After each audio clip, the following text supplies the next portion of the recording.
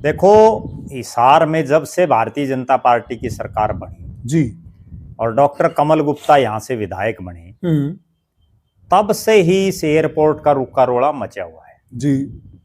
और जब दुष्यंत चौटाला प्रदेश की सरकार में उप मुख्यमंत्री बने, उसके बाद तो इसने बहुत ज्यादा गति ले ली जी। और हर तरफ एक ही चर्चा जो सत्ता पक्ष के नेता हैं कि हिसार में इंटरनेशनल एयरपोर्ट बन रहा है। बिल्कुल।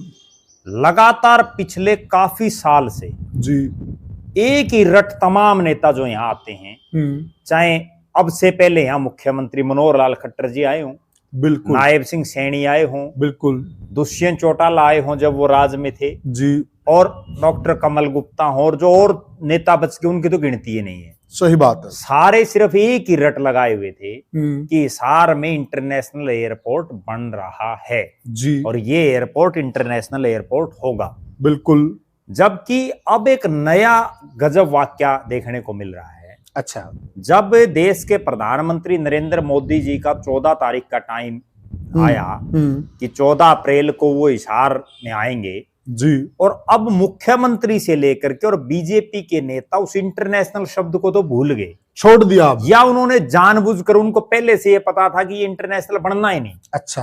क्योंकि कई बार क्या होता है, प्रधानमंत्री देश में अगर हम देखें तो राष्ट्रपति उपराष्ट्रपति के बाद सबसे बड़ा पद है। बिल्कुल ठीक बात है। और लिहाजा पार्टी के हिसाब से अगर देखें तो सर्वोपरि वही है राजनीतिक ताकत के हिसाब से। जी जी। तो उस हिसाब से अगर मोदी जी पर इंटरनेशनल एयरपोर्ट का उद्घाटन कराएंगे जी, पहली बात तो भारतीय जनता पार्टी की सरकार को और नायब सिंह सैनी को, जो वो प्रदेश की विधानसभा में भी बोल रहे हैं बाकायदा, उसमें उन्होंने कहीं ये नहीं कहा कि हम इंटरनेशनल एयरपोर्ट का उद्घाटन करवा रहे हैं। अच्छा। वो केवल ये कह रहे हैं कि वहां से विमान उड़ाने की शुरुआत करेंगे।